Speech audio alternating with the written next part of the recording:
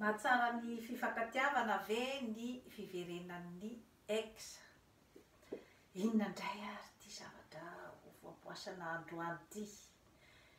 Eo amin'ny mpifankatia zany dia misy ny karazana fiarahana amin'ny endriny maro samihafa, misy ny fiarahana izay somary nisaraka kely dia rehefa avy eo mitapody, mety misy ny fisarahana tanteraka, mety misy ny fiarahana mandrakizay tsy misy karazana disadisa izay hoe dia tena hitapokim-pirenena izany, ka eo amin'ilay karaza mpifankatiavana zany izay hoe misy ny ex, izay zany no ho adiadintsika anio. Inona moa ny atao hoe ex? Zany hoe ilay olona nifankatia taminao teo zany dia nisaraka, dia rehefa amin'izay hoe fisarahana izay zany dia ex ny anarany. Mahatsara ve ny fiverenana amin'ny ex? Satria mampametra-panontaniana izay karazan-javatra zay ny amin'ny hoe inona moa zany no antony mahate hiverina ohatra an'ilay ex, ary inona koa no mahataitaitra anao koa zany ny amin'ny hoe hiverenan'ny ex. Satria matoa nisy ny fisarahana zany dia nisy ihany koa zany ny zavatra izay ny fanolanana, nisy ny olana izay nahatonga ny mpifankatia hisaraka. Ka rehefa misy zany ilay karazana hoe fiverenana izay tian'ny ex atao zany, indrindrandrindra moa zany hoe amintsika vehivavy dia mila fieritreretana io karazan-javatra io, satria mila hijerenao todika zany raha vehivavy ny hoe inona marina moa zany ny olana nisarahana, inona marina moa zany ny zavatra tena nidirana tao amin'ny tokantrano. Mila manao an'izay bilan zay zany ianao aloha raha matoa vao zay vao andeha hieritreritra amin'ny fiverenana amin'ny ex. Satria mantsy maro ny zavatra mety mitranga zany amin'ny fiverenan'ny ex. Mety ho fiverenana izay anarina tanteraka ohatra ny tokantrano sy ny fifankatiavana, satria mety hoe samy nahita fa ny aventure rehetra tany ivelany zany mety samy tsy nahomby. Eo koa zany no mety samy mieritreritra koa zany ny mpivady fa tsaratsara kokoa ngamba zany ny miverina anorenana fiainana vaovao matomatotra kokoa zany, mba hijerevana ny taranaka any aoriana, mba ahatonga lafatra ny tokantrano ao anatin'ny karazana fiverenana daholo izay karazan-javatra zay. Kanefa tsy zato isan-jato fa mety eo ihany koa zany no tena hipoitra zany ny tena hoe marina amin'ilay fifankatiavana, satria mety ilay fisarahana zany nanjavozavo, izany hoe mety fisarahana tapoka namela alahelo ohatra tamin'ny ilay vehivavy ohatra, na tamin'ny rotota mihitsy zany, izay hoe fisarahana tsy de tena mazava ny tena antony, na hoe fisarahana ataontsika hoe coup de tête, izany hoe fisarahana tsy neritreretina zany fa nentina fotsiny tamin'ny fomafana. Mety nefa hoe fisarahana izay nampiseho zany ny hoe samy toetrany tsirairay ary hoe nisy zany ny zavatra izay nampikirotana tanteraka ny tokantrano ary mety hoe zavatra tsy azo arenina. Eo mantsy zany no mety mampisy an'ilay ataontsika hoe tapody foy, izany hoe miverina vetivety fotsiny zany ny mpivady, dia eo vo zany vo zay vo tena samy mahita fa tena tsy mety itsony mihitsy zany ny fiarahana, dia matetika eo zany no tena hoe misaradalana tanteraka zany ny mpivady na ny mpifankatia zany. Ka mety ho ratra-po avy roa eny, telo roa eny, telo eny, efatra eny ny fahadisom-panantenana izay mipetraka eo amin'ny mpifankatia na ny mpivady zany amin'ilay hoe tapody foy, satria mety misy zany mametraka fanantenana goavana de goavana zany ao anatin'ilay tapody foy, kanefa ny tapody foy matetika zany eo no mampihiratra ny mason'ny tsirairay ary dia mampiseho ny hoe inona marina zany ilay karazam-pitiavana misy.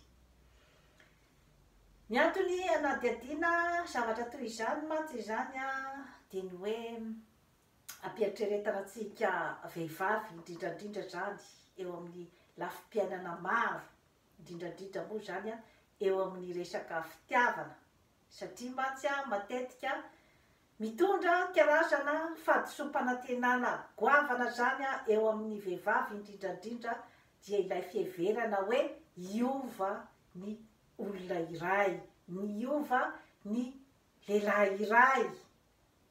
Matetika mantsy zany amin'ilay hoe fampodianana zany dia ny hoe iny zany ramatoa fa andeha hiresaka amin'ny namany ohatra hoe dadany Fabrice eny aky te hiverina, dia manontany zany le namana hoe findringa aky adala, inona ny mbola hiverenandry amin'iny olona iny, olona efa nanao tsinotsinonandry teo ve, dia inona no hiverenana aminy?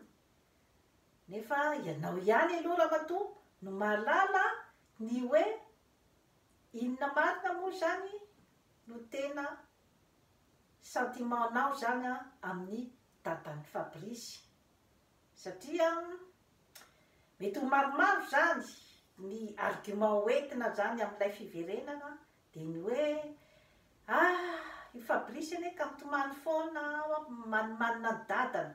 Io zany nefany tsy fantatra na hoe i Fabrice marina ve no tena mitomany ny dadany, sa ilay reniny koa zany no manimanina ndraka.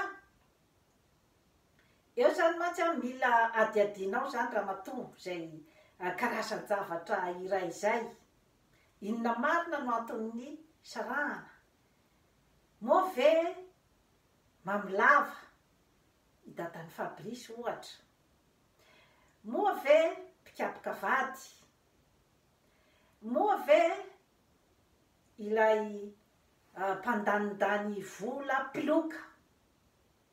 Zany zavatra rehetrarehetra izany mantsy zany mila dinihana daholo zany, na ilay hoe mpampirafy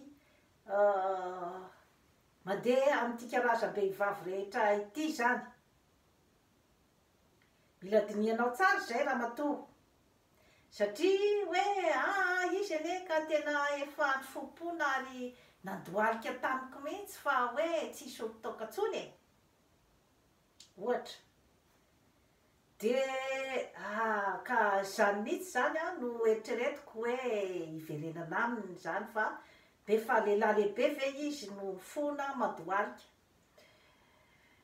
Eo zany mantsy ramatoa no mila eritreretana tsara, satria ny fampanantenana dia ao anatin'izay fampanantenana zay ny anarany, tsy misy contrat mipetraka any amin'ny fanjakana na any amin'ny polisy, fa dia hoe tsisy otritoka intsony ny olona iray. na hoe tsy tiapoka vady itsony ny olona iray. Eny e, raha eo amin'ny fikapohana angamba aloha mety ho azo atao amin'ny contrat any amin'ny fanjakana ihany angamba, any amin'ny polisy ihany angamba, de hoe manara-maso ny polisy zany, mety misy ihany angamba ny chance amin'izay toe-javatra zay. Fa raha ny karazan'ny toetra madinidinika zany a dia tsy misy ny contrat ifanaovana ny momban'izay, fa eo ilay mipetraka ilay atao hoe fifampitokisana. Ka ilay fanomezam-pitokisana ave dia atokisanao zato isan-jato fa hoe tsy averin'ilay ranamana intsony. Ho anao zany ratovovavy a, ho anao ramatoa zany a, no ametrahako an'izay hoe karazana fanontaniana izay alohan'ny iverenan'ny ex. Satria raha ohatra mantsy zany a no tena antenainao zany ramatoa de ilay hoe fiovana. Vitsy ny olona miova. Ary na miova ara zany a dia hoe fiovana ty ivelany fotsiny fa tsy fiovana tena ao anatin'ny olona iray zany. Zay aloha zany hoe tsara fantatrao. Fa raha ohatra kosa hoe ilay fiverenana izany ao anatin'ny eritreritrao hoe tiako iny olona iny zany a ninona toetrany. Efa no adiadinao tsara zany a ny zavatra rehetra rehetra hoe inona ny antony nampisaraka, inona ny fomba fiainanareo teo taloha. Raha ohatra ianao zany a ka efa vonona hoe tiako iny olona iny a ninona toetrany. Mety misy kokoa zany a ny hoe chance ny ampiarina ny tokantranonareo, ampiarina ny fifankatiavanareo. Raha ohatra ianao zany ka miainga amin'izay karazana argument izay. Fa matetika ny mahatonga ny fahadisom-panantenana zany a de ilay hoe iova na mpanantena fiovana zany a ny raim-pianakaviana na ny mpifankatia aminao. Iny zany a no matetika mitondra an'ilay ataontsika hoe fahadisom-panantenana izay a miverina any amin'ny fisarahana tanteraka izany a matetika, na hoe mijanona zany a ny mpivady mifankazaka zany a amin'ny toetran'ny tsirairay. Raha ohatra moa ka ilay karazana fahazakana toetra zany a efa namboarinao ohatra ramatoa ny sainao hoe tsy afa-miaina aho raha tsy miaraka amin'ity olo ty, dia anao indray a ny safidy amin'izay fotoana izay. Izany hoe miara-miaina ianao zany a amin'ny karazana fahalemena ananan'ny vadinao. Fa raha ohatra kosa zany a ka hoe mieritreritra ianao fa hiverina kanefa hoe mbola tsy zakanao zany a ary mitondra fahoriana ho anao zany a ny kilema misy eo amin'ny vadinao a, dia eo zany ianao a no mila mieritreritra zany a ny amin'ilay hoe fiverenana. Satria matetika moa zany a io hoe ex io zany a dia matetika amintsika malagasy zany a dia misy an'ilay hoe karazana toetra izay miaritra ozy izy ny fitenenana zany. Izany hoe na dia atao hoe olona zany efa tena hoe mampijaly anao tanteraka, tena mampiferinaina anao ary mety hitondra hatrany amin'ny fahafatesana sy ny karazana fampotipotehan'ny fanambadiana zany. Mila eritreretina daholo mantsy ny zavatra ohatran'izay, dia matetika sarotra amintsika malagasy zany a ny hoe manova.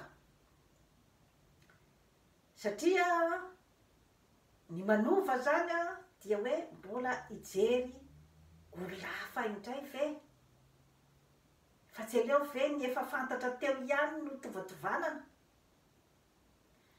Misy ihany koa nefany ilay hoe sotoavina zany amin'ny fanambadiana dia ilay hoe fato misarahana ka miankina aminao ihany zany izay zavatra rehetrarehetra zay ramatoa hoe fiverenan'ny ex zany, satria raha ohatra koa hoe ilay sotoavina koa zany no zava-dehibe aminao ny fijerin'ny fiarahamonina, satria somary maivamaivana ihany ny fijerin'ny fiarahamonina zany an'izany fisaraha-panambadiana zany ka ho zakanao ve zay sa ianao ay andanjalanja tsara hoe to tena tsy ahasambatrahy mihitsy ny fiverenako amin'ity olona iray ity, to tsy ahasambatrahy mihitsy ny fifankatiavako amin'ity olona iray ity. Ianao ihany zany no mahafantatra an'izay, ianao ihany no mahafantatra hoe hasoa ny tokantranoko ve ny fiverenanay, atsara ny ankizy ve ny fiverenana, satria raha ohatra ka zavatra hitanao fa zavatra hoe azo leferina dia anao ihany no erany, ianao ihany ny tompon'ny fanapahan-kevitra, fa ny zava-dehibe dia ny hoe ny asambaranao vehivavy, ahoana ny fahenonao ny tenanao, satria mantsy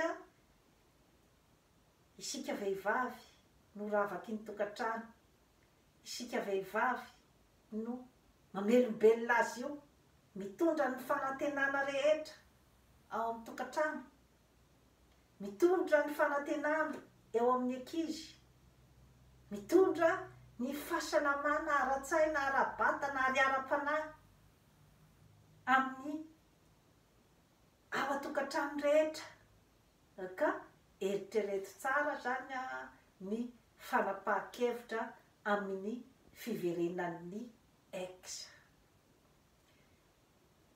Ampifandraisiko foana ny mpifankatia amin'ny raharaham-pirenena dia ny hoe toa mendimendy isika malagasy ny amin'ny fiverenan'ny atao hoe ex.